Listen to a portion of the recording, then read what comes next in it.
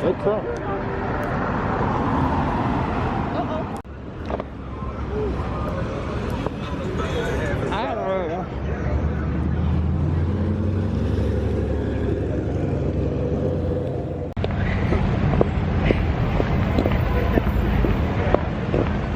They're good, yeah. They don't have a raisins and stuff in it. Yeah, I think it do. This one, Oh, I think it got raisins. It'd be alright. She always trying to change somebody's recipe.